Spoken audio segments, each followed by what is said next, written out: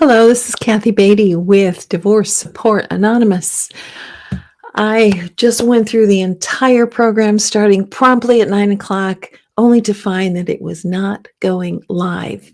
So I'm going to start again from the beginning, and I appreciate that you are here. The topic tonight, it's been 1 year since the divorce was final. Why aren't I over the pain and the loss? What a great question. I had a conversation with someone today who was in my group about a year ago this time. And he still is struggling a little bit, quite a bit actually, of the loss and the pain that he is going through. And I'm sure that many of you can relate. This is not a fast healing process, even when you are intentional. It's not fast. So I want to give you just some tips tonight and hopefully some help, and to know if you are 1 year past the divorce and people are saying, all right, it's been a year, get over it, move on. No, it doesn't work that way. And if anyone ever says that to you, I promise you they have never been through a divorce. 1 year is actually a very short time after divorce. So I want to share some ideas with you, hopefully some helps. Number one, your mind, your heart, and soul are still trying to stabilize. You are actually rewiring your brain because you have lived in this routine, whether it's 5 years or 25 years plus. You have lived in this routine with this other person, and you are dealing with the loss of that body there, that person, to talk about your day, the person in the morning, to talk about what the day plan is or how the day went, and you're missing the children every morning that you don't get to see and send off to school. All of those things you're trying to stabilize, you're trying to find your footing here. And 1 year does not allow you enough time to do that. You are rewiring your brain. So again, as I always say, be passionate, be compassionate. Be compassionate to yourself, and don't expect a lot out of yourself right now. Just stay focused and dealing with your life, the day-to-day, being stable and consistent for the kids, and keep moving forward in small increments. Number two, where are you placing the pain?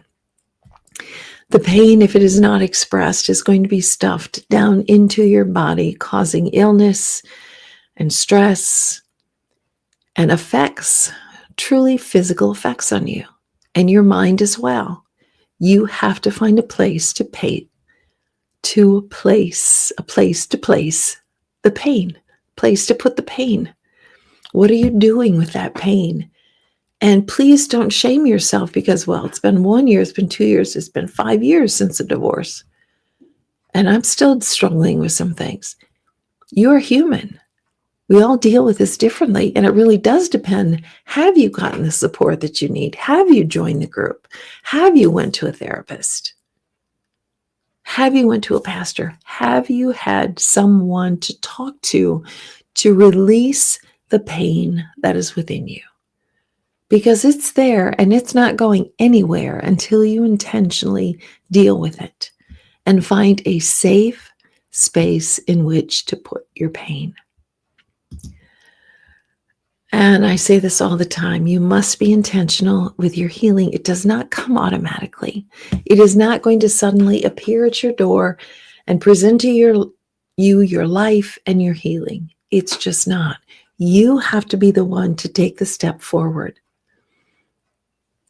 In fact, on November 18th, I am starting a new group called Building Your Life After Divorce.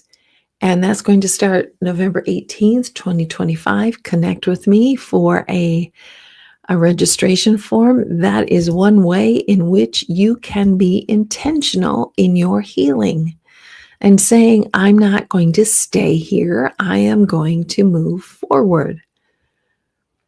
So I hope you'll reach out.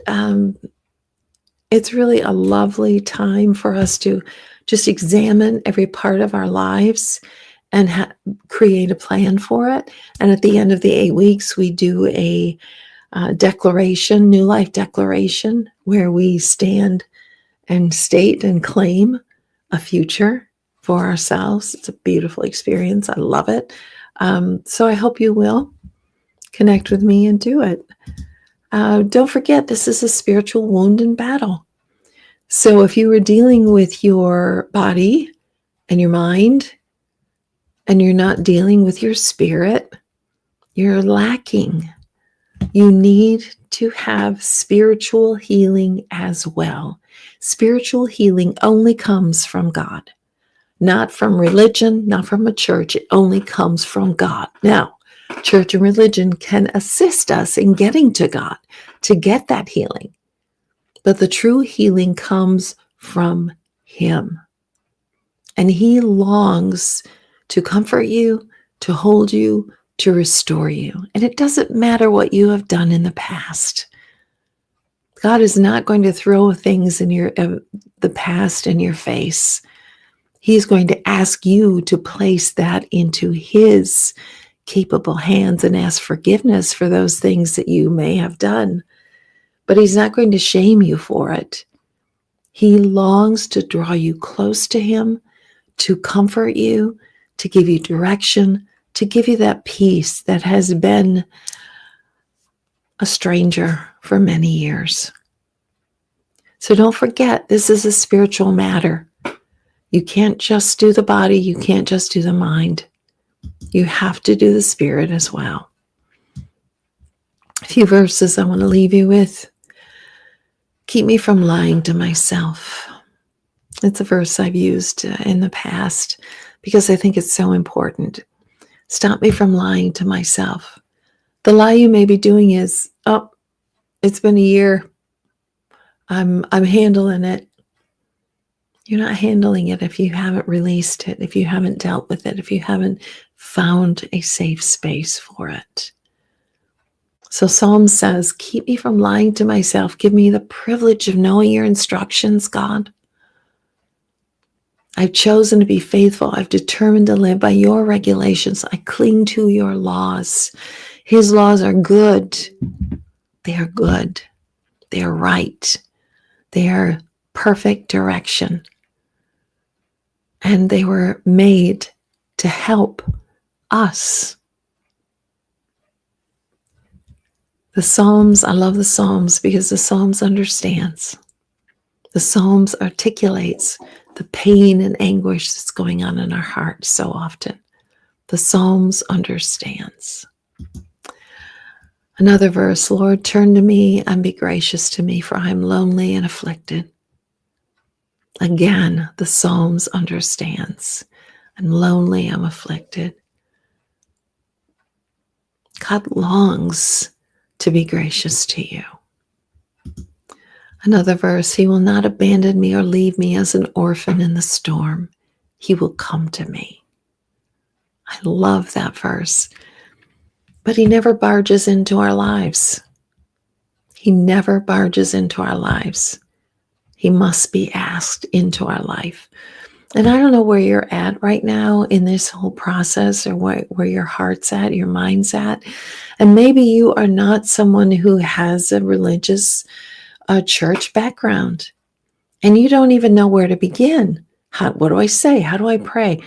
The wonderful thing about God is you don't have to have the perfect words. You read your mind and heart. You just have to say, God, would you show me you? Would you show me where I need you? And show me the way, the path that I need to go. Because God, I don't know. Divorce is so disorienting. We don't know the place to go, the way to go.